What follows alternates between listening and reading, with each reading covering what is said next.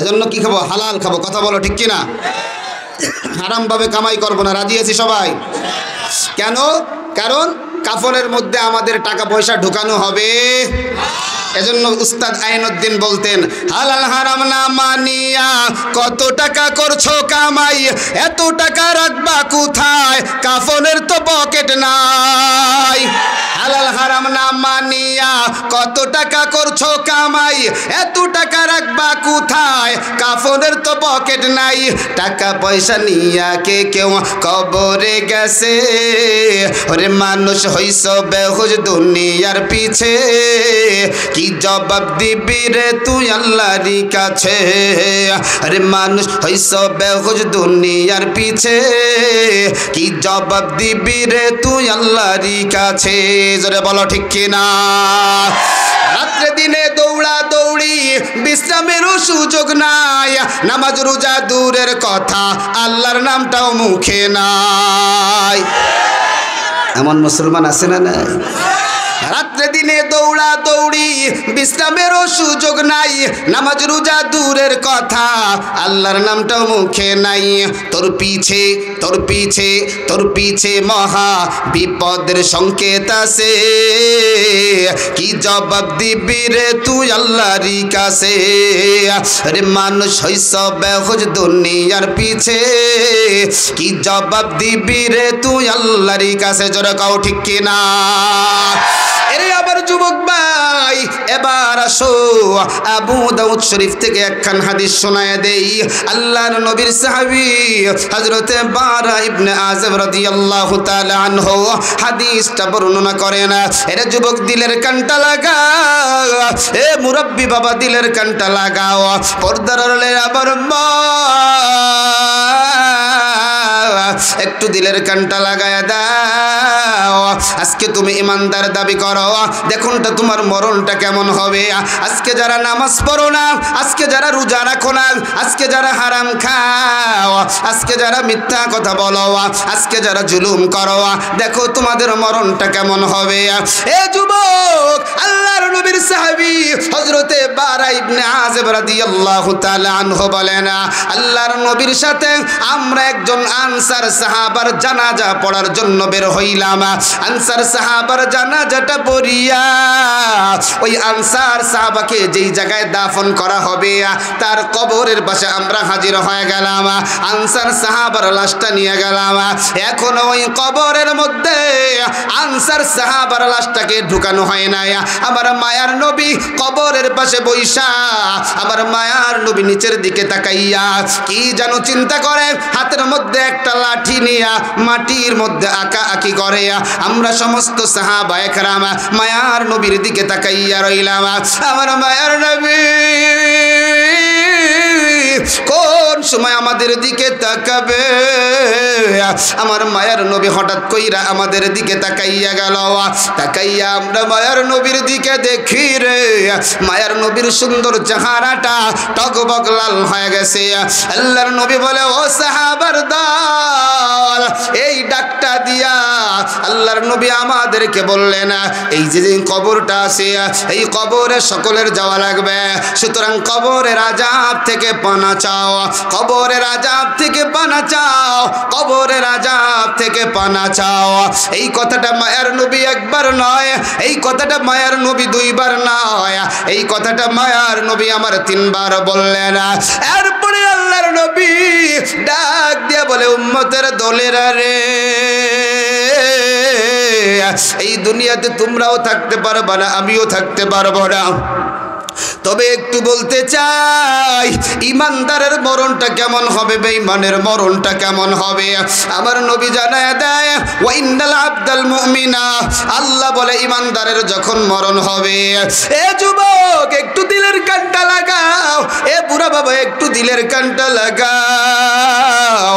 আমার নবী বলতেছে ইমানদারের যখন মরণ হবে তার সামনে হাজার হাজার ফেরেশতারা আসবে। আল্লাহর নবীর সাহাবায়ে কেরাম প্রশ্ন করে, আগা নবীজি একটু বলেন না ওই ফেরেশতাদের সংখ্যা হবে কতগুলা?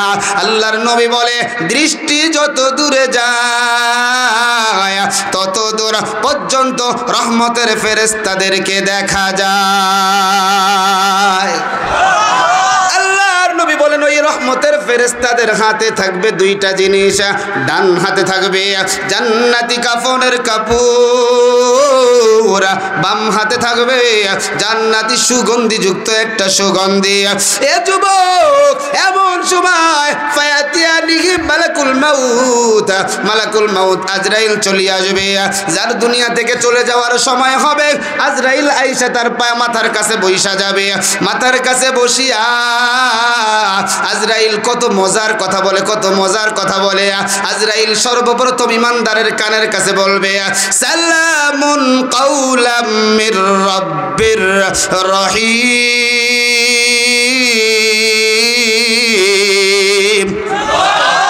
আজরাইল ইমানদারের কানের কাছে কাছে বলবে, বইসা বলবে, ও ইমানদার টেনশন নাই, ও ইমানদার চিন্তা নাই, মহান রব তোমারে সালাম দিয়েছে। সালামটা কে দিছে? জোরে কোন কে? আচ্ছা বলেন, আল্লাহ যেই বান্দা বান্দিরে সালাম দিবে তার কোনো টেনশন আছে? আর জোরে কাও টেনশন আছে?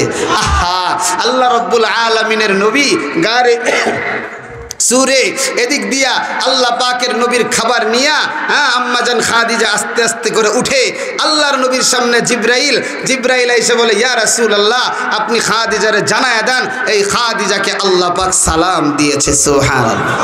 আরো জোরে কোন। সালামের পাওয়ার কি হয়েছে জানেন? এই মজার কথা বলবো না ছেড়ে দেবো? বলবো। মজার কথা, মজার কথা। সালামের পাওয়ার কি হয়েছে? আম্মাজান খাদিজার ইন্তেকাল হয়ে গেছে, আল্লাহর নবী খাদিজাকে দাফন করাইছে, করাইয়া এবার কবরের পাশ দিয়ে ঘুরে আল্লাহর নবী জিব্রাইলকে পাঠাইছে। আল্লাহ জিব্রাইলকে নবীর কাছে পাঠাইছে, ও জিব্রাইল, আমার হাবিবের কাছে যাও, কেন খাদিজার কবরের পাশে ঘুরে?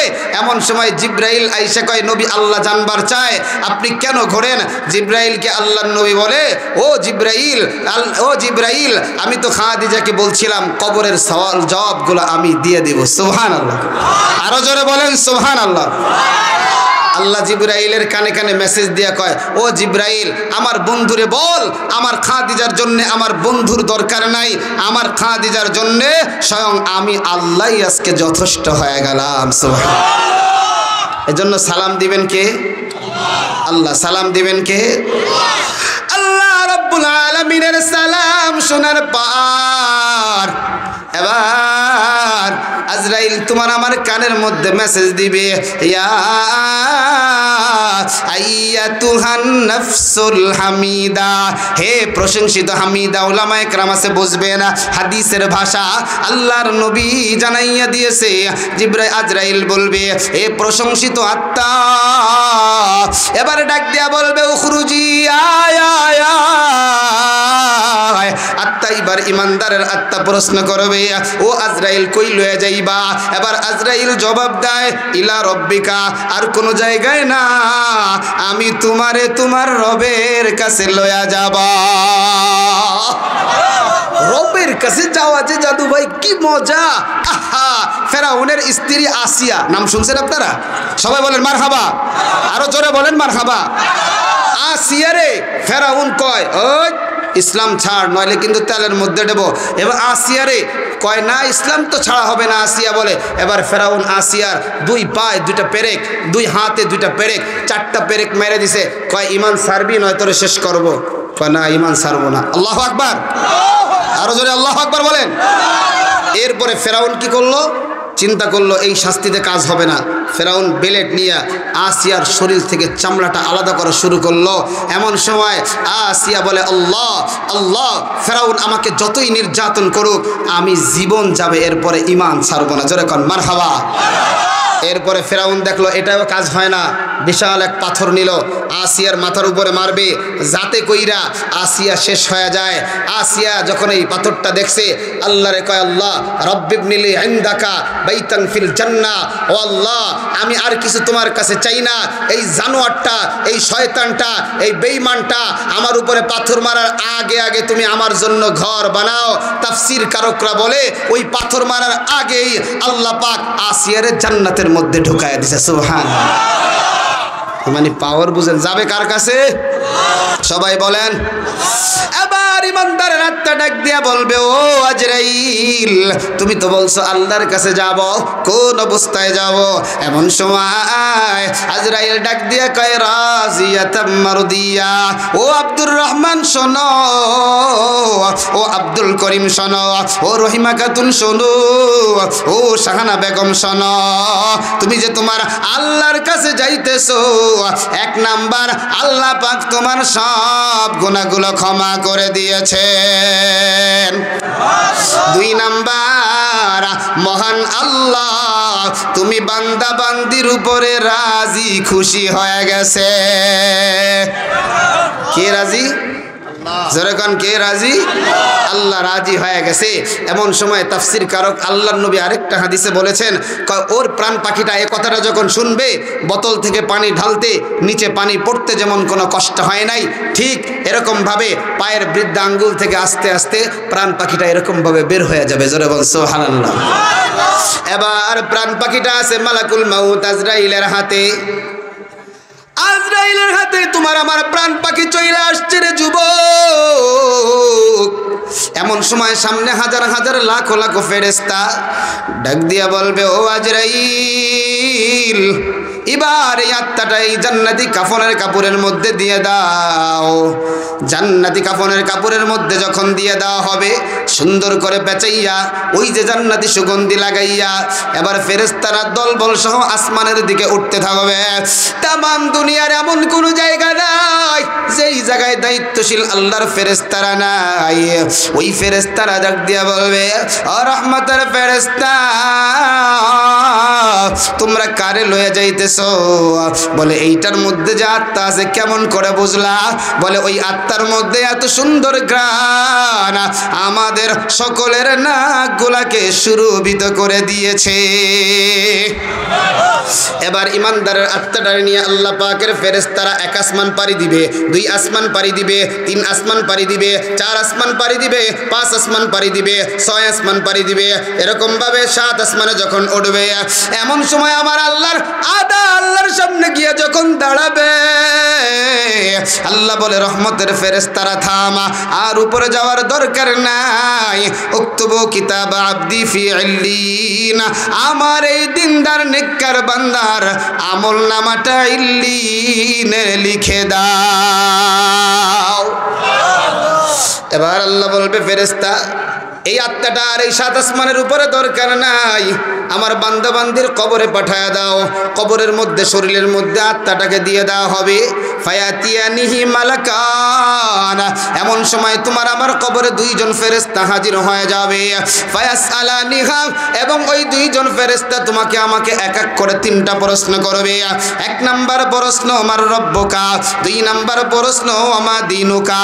তিন নাম্বার প্রশ্ন, মান হাদার রাজুল আল্লাযী বুইসা ফিকুম। এক নাম্বার প্রশ্ন করবে, মার রব্বুকা, জোরে বলেন আমাদের রব কে? আরো জোরে বলেন কে? দুই নাম্বার প্রশ্ন, জোরে বলেন আমাদের দিন কি? আরো জোরে বলেন কি? তোমার দে মুসলমান হু, তোমার দে মুসলমান, এক হাত মে তলোয়ার, এক হাত মে কুরআন, এক হাত মে তলোয়ার, এক হাত মে কুরআন। কথা বলো ঠিক কিনা? এর যুবক ভাই, দুই নাম্বার প্রশ্ন, আমাদের ধর্ম হলো ইসলাম। তিন নাম্বার প্রশ্ন, আমার মায়ার নবীরে তো দেখতে পারি না, আমার মায়ের নবীর চেহারাটা তোমার আমার সামনে দইরা বলবে, ইনি কে? এক বাক্যে মুসলমান জবাব দিবে, হাদা নবিয়ুনা মুহাম্মাদুর রাসূলুল্লাহ। জোরে বলো ঠিক কিনা? এক এক করে তিনটা প্রশ্ন হয়ে গেল। এমন সময় ওই ফেরেশতাগুলো প্রশ্ন করবে, জবাবটা কোন থেকে জানলা? সুবহানাল্লাহ কোন? ফেরেশতারা প্রশ্ন করবে কি, জবাবটা কিভাবে জানলা? জোরে বলেন মারহাবা। তুমি আমি জবাব দিব, কারাতু কিতাবাল্লাহ, আমরা আল্লাহর কিতাব পড়েছি। আমরা হোসেনপুর মদিনাতুল উলুম মাদ্রাসার ময়দানে জিহাদি ভাইয়ের বয়ান শুনে শিখেছি। আমার আল্লাহর গায়বী আওয়াজ, ও ফেরেশতা সাদাকা আবদি, আমার বান্দা সত্যায়ন করেছে, সুতরাং আমার এই বান্দারে আর কষ্ট দিও না, আমার এই বান্দা বান্দিরে আর ডিস্টার্ব করিও না, তাড়াতাড়ি শরীর থেকে 60 টাকা দামের গজেরা কাফনের কাপড় ফালাইয়া আমার তরি জান্নাতের কাপড়গুলা পরাইয়া দাও। জান্নাতের কাপড় পরাইয়া দিবে, কবরে জান্নাতি বিছানা বিছাইয়া দিবে। আল্লাহ বলবে ফেরেশতা শুন, আমার বান্দা এই কবরে একা একা থাকতে পারবে না, বড় কষ্ট হবে, আমার তোরি জান্নাতের সাথে আমার বান্দার কবরের সাথে একটা লাইন লাগায়া দাও। এবার যখন কবর লাইগে কবরের সাথে জান্নাতের একটা লাইন হয়ে যাবে, যুবক আজকে তো এমন বেটিকে পিছনে দৌড়াস, এমন মহিলার পিছনে দৌড়াস যার নাকের সেন্টার ঠিক নাই, ঠোঁটটা ফাটা ফাটা, আর চেহারার দিকে তাকাইলে আর তোর মায়ের ভাতের পাতিলার নিচে তাকাইলে সেম সেম। কথা কও, কথা কন ঠিক কিনা? এরকম যুবক একটা চিন্তা করছে, এরকম মোটামুটি আকারে যে কোনো খপ্পরে পইরা এরকম লাগিয়ে গেছে, তো যুবক তার মা বাবার কাছে কইতে পারতেছে না যে লাগাইছে, তখন চিন্তা করছে কারে কওয়া যায়, চিন্তা করছে আমার তো দাদা ভাইয়ের লাঠিটা অর্থাৎ সিগারেটটা ধরাই দিয়ে আমি নিজেই। কথা কন আছে না নাই? হ্যাঁ, অনেক নাতি আছে না নাই? কথা সত্যি না মিথ্যা? অনেক নাতিরা সিগারেট খাওয়া শেখে দাদার কারণে। দাদা কইছে ধরাইতে, একটু ধরাই দেই, টান্ডা দিলে কেমন লাগে, আছে না নাই? তেমন চিন্তা করলো মার কাছে গেলে তো লাঠির বাড়ি, তোরে মাস্টার্স পাস করাইছি আকাম করার লিগে, বাপের কাছে গেলে তো দাও নিয়ে দেবে ধাওয়া, যে বাপের যে রাগ, মারেই মাঝে মাঝে বকে, আমারে কে আর ছাড়েনি। কথা কাও ঠিক কিনা? অনেক স্বামীরা হেনে আছে, স্ত্রীরে বকে, স্ত্রীরে মারে, স্ত্রীরে গালাগালি করে। কথা কাও আছে না নাই? স্ত্রীরে বকা তো একমাত্র জায়েজ। কথা কাও ঠিক কিনা? ও দেখছেন যখন কইছে হ জায়েজ, মানে এরা সবাই ওই দলে, আতোঠাল লাগবে না, সবাই কোন দলে? আজকে তো স্ত্রী স্বামী স্ত্রীর মধুর মিলনের বয়ান আজকে করতেছি না, এটা রাইখে দিলাম। তবে একটা কথা বলে যাই, না বললে নয়, কেমন যেন খুঁতখুতি লাগবে, চলবে না, বন্ধ করে দিব। এখানে দেখেন আল্লাহর নবীর একটা হাদিস, স্ত্রীর তোমরা কেমনে মারো, কারণ স্ত্রী তো পুরোটাই আদরের জায়গা। সুবহানাল্লাহ কোন? এই যে যারা স্ত্রীকে প্রথমে মারেন, কোরআনে স্ত্রীকে কিভাবে শাসন করা হবে সে ব্যাখ্যাও আছে। আল্লাহ পাক আর রিজালু কাওয়ামুনা আলান নিসা বিস্তারিত আলোচনা করেছেন। এখানে আল্লাহ পাক পুরুষের জন্য 2 সবক, মহিলাদের জন্য 2 সবক। এই 2টা সবক, 4টা সবক যদি কোনো পরিবারে পালন করা হয়, আমি বিশ্বাস করি ওই পরিবারে কোনোদিন মারামারি হবে না। কথা কও ঠিক কিনা? এরপরে যদি মারামারি গ্যাঞ্জাম লেগে যায়, সমাধানের জন্য আল্লাহ 4টা সূরত বলছে। কয়টা সূরত? 1 নাম্বার আল্লাহ বলেন ফাইজুহুন্না, 2 নাম্বার আল্লাহ বলেন ওয়াহজুরুহুন্না। 1 নাম্বার আল্লাহ কইছে তোমার স্ত্রী তোমার সাথে খারাপ ব্যবহার করছে, তোমার কথা শুনে নাই, স্ত্রীরে চোখ রাঙ্গানি দিও না, স্ত্রীরে মায়ের দিও না, স্ত্রীরে সুন্দর করা ফাইজুহুন্না। আল্লাহ বাংলায় কইছে ওয়াজ করো, সবাই কর মারহাবা। কেডা কইছে এটা? সবাই বলেন। আচ্ছা বলেন, যার স্বামী স্ত্রীর মধ্যে শান্তি নাই, আর দুনিয়ার কোনো জায়গায় শান্তি আছে? কি মনে হয় শান্তি আছে? মিয়া অফিসে গিয়া পিয়নরে ধরে থাবড়ায়, কিরে কাকা থাবড়াইলেন কে? কয় তো চাষি ঠিক নাই, কয় তোর চাষি ঠিক নাই। অনেক উস্তাদ, অনেক শিক্ষক স্কুলে গিয়ে ছাত্রছাত্রীরা মারে, কি উস্তাদ ব্যাপারটা কি? হঠাৎ করে আপনি তো রাগি ছিলেন, এত রাগি হয়ে গেলেন? কথা কইস না, ওদিক দিয়ে তোর চাষি খেপছে। চাষি খেপছে মানে নয় ভাত দেয় নাই, নয় কাপড় চাইছে ঠিকমতো কাপড় দেয় নাই, যা গায়ে আছে তাই পরে চলে আসেন। ভাত যারা খায় নাই, পেট যাদের খালি, মেন্টালিটি এমনি গরম। কথা কও ঠিক কিনা? মাথা গরম হয় 2টা কারণে, শোনেন, এত কথা কত কথা কইতাম। মাথা গরম হয় কয়টা কারণে? 2টা গরমে। 1 নাম্বার হলো পেট খালি থাকলে, 2 নাম্বার হলো স্বামী স্ত্রীর মধ্যে ঝগড়া হলো। কথা কন, কয়টা কারণ বললাম? এজন্য মাইকের আওয়াজ তো অনেক দূরে যাচ্ছে, যদি আমি ওই চ্যাপ্টার আলোচনা করছি না, একটা কথা বলে যাই। এই এলাকায় যারা শাশুড়িরা আছেন, সারা বাংলাদেশের স্লোগান, হুজুর একটু বয়ান করেন বউ শাশুড়ির যুদ্ধ। কি বউ শাশুড়ি? ওই আল্লাহ, যেই সংসারে এই যুদ্ধ, আহারে বউ আর শাশুড়ির প্যারাপেরিতে জামাই আর শ্বশুরের কাম 12টা। অর্থাৎ পাটার পুতর নিচে থাকে মরিচ, ডলাডলি করলে মরিচ আর মরিচ থাকে। এ বউ শাশুড়ির যুদ্ধের কারণে জামাইয়ের মাথা হ্যাঁ, ও গিয়া গোসলখানায় গিয়ে বসে রয়েছে, আর শ্বশুরের তো খবর নাই, মসজিদে কি করবে? ঘরে গেলে ও বুড়ি ক্যাটক্যাট করে, আর ছেলে বউ একটা আনছি বুড়ির ক্যাটক্যাটে সহ্য করে না। কথা কও ঠিক কিনা? যেই সংসারটা ছিল ফুলের বাগান, এখন হয়েছে কিসের দলা? কথা বলেন, কামাইয়ে তো নয় রে, আর কইলাম না। কথা কস ঠিক কিনা? এই যে দেখেন, ইসলাম এটা বলে না। ইসলাম বলছে মা যারা আছো, শাশুড়ি যারা আছো, সবাই মা হয়ে যাও। আর মেয়ে যারা, বৌমা যারা আছে, সবাইকে সমস্ত শাশুড়ি মেয়ে বানায় নাও। কে তোমার মাইয়া তোমার বাড়িতে শ্বশুর বাড়িতে আইসা প্লেট একখান ধুইতে গিয়ে 3 খান ভাঙে, কমার টেনশন করিস না, তোর বড় ভাইরে কমানি কিনে দেবে রে। আর যদি ছেলে বউ একখান ভাঙছে, ওরে নাই সুগির মাইয়া, তোর বাপে কোনোদিন কিছু দেখায় নাই, আজকে আমারটা দেখছিস, তোর চোখ বড় বড় হয়েছে, ভাঙকে ছিঁড়ে সারখার করছিস। কথা কাও ঠিক কিনা? কি এক আজীব তামাশা! এটা বাস্তব না অবাস্তব? বাস্তব না অবাস্তব? অথচ আল্লাহর নবী বলেছেন আমরা তো ছেলে বিয়ে করাই কাজের লিগে। কথা কন ঠিক কিনা? যে ও আমার বউটা, আমার ছেলের মাটা একটু বুড়ি হয়ে গেছে, এত ঠালবাটি কেমনে ধোবে, ওদিক দিয়ে জামাইজন আছে কেমনে খেদমত করবে, ছালটারে বিয়ে দিয়ে কাজে লাগাই দিই। তুমি কি একদিনও চিন্তা করছো? ওই মা, শাশুড়ি মা কি একবারও চিন্তা করছেন 18 বছর পর্যন্ত যেই মেয়েকে তার মা ভাত খাওয়াই দিয়েছে, যেই মেয়েকে তার মা বিছানা বানায় দিয়েছে, যেই মেয়েকে তার মা মশারি টানায় দিয়েছে, আজকে মাত্র 3 কথার মামলা 3 বার কবুল কইয়া ওই মাইয়েটাই একদিন পরে আইসা আপনার বাড়িতে আইসা নিজে পোড়া পোড়া ভাত রাঁধতেছে, নিজে নুন ছাড়া তরকারি রান্ধা আপনাকে সবাইরে খাওয়াইয়া, রাঁধছে ভুনা গোস্ত, এগুলো সবাইরে খাওয়াইয়া লাস্টে সে খাইতে গেছে কেমনে? যখন শরীরটা আর দাঁড়ায় না, তাও খাইতে বইছে কোন জায়গা? যেই জায়গায় ময়লা রান্না করে। খাইতে গেছে কি? কিছু পোড়া ভাত। খাইতে গেছে কি? তরকারির পাতিলের দিকে তাকাইয়া দেয়, ওরে আল্লাহ, এক টুকরা গোস্ত নাই, আসি একটু ঝোল। কথা কও ঠিক কিনা? এই খায়। তাহলে এবার চিন্তা করেন, যেই মহিলাটা আজকে 18 বছর মায়ের বাড়িতে পর্যন্ত আগে খাইছে, কোনোদিন কাজ করে নাই, আজকে আপনার বাড়িতে এসে যা পারে তাই রান্না করছে, যা পারে সেই কাজ করছে, যা পারে সেই খাওয়া খাইছে, এই মেয়েটারে খারাপ চোখে দেখা কি ঠিক হবে? হ্যাঁ যুবক ভাই, বুড়া বাবা বলেন ঠিক হবে? শ্বশুররা কারা আছেন? হাত উঠান তো। শ্বশুর শ্বশুর শ্বশুর শ্বশুর কারা আছেন? যারা ছেলে বিয়ে দিছেন, কারা কারা ছেলে বিয়ে দিছেন? কারা কারা? মাশাআল্লাহ, হাত নামান। আপনারা মেয়েকে, বৌমাকে আজ থেকে কি ডাকবেন? মেয়ে কি ডাকবেন? এই মাইকের আওয়াজ যত দূরে যায়, যত বৌমারা শুনতেছো, সবাই তোমার শ্বশুর শাশুড়িরে মা এবং বাবা বলবা। মা এবং বাবা, সবাই বলেন মারহাবা। এজন্য যুবক ভাই, যে কথা বলতে গেলাম, এই যে নাকের সেন্টার ঠিক নাই, ঠোঁটটা ঠিক নাই, এদিকে তাকাস। ওই যে দাদা, এবার চিন্তা করলো দাদারে বুঝাইয়া শুনাইয়া, মারে তো গেলে পিটাইবো, বাপরে গেলে পিটাইবো, দাদারে নিয়ে গেছে। ও দাদা চলো, দেখছি একখান পছন্দ হইছে। দাদা কয় চল তয় যাই। এমন সময় মেয়ের ফোন, তোমার দাদারে নিয়ে বাড়ি আসলে কিন্তু আব্বা আম্মা লাঠি দিয়ে পিটাবে।